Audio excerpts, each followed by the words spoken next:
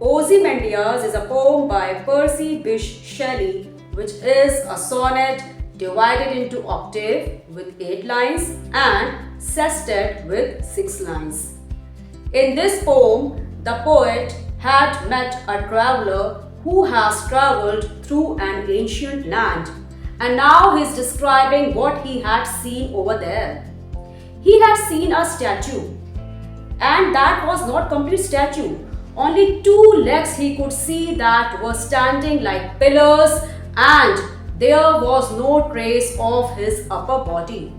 Nearby, his head was lying in the sand, and that was not totally visible. That was half sunk in the sand. The expressions of that face was clearly visible. It showed that the sculptor who had made the statue had skillfully shown the expression of the person. And through the expression, it was visible that the person was stern or strict. So it all showed that there existed a civilization out of which nothing was left. Only the remaining parts could be seen, and that too in the form of broken statue lying over the vast stretch of desert. And the sculptor has skillfully carved out the expressions on the face of the statue as if he had known the real feelings of the person. There was a pedestal on which it was written, "My name is Ozymandias, the King of Kings."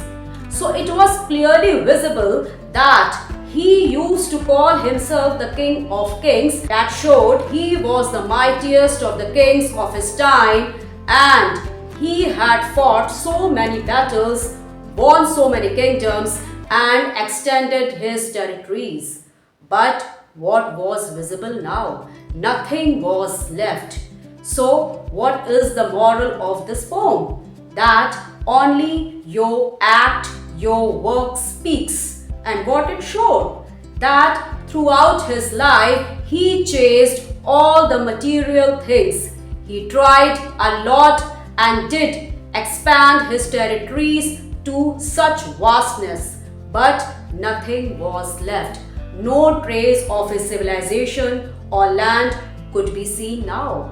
Only remaining parts are there in the form of his broken statue. Time and tide spares none. Only your good deeds speak, and whatever you do good in your life, that will remain in memories forever. That will be spoken forever. So this poem gives a message to those people who chase all the materialistic things in life and what they think that power is everything. Everyone must take a lesson from the life of Ozymandias that there is nothing in wars and battles. Instead, everyone must try to do something meaningful for the good of the people. And that's how everyone would be able to live in peace and harmony.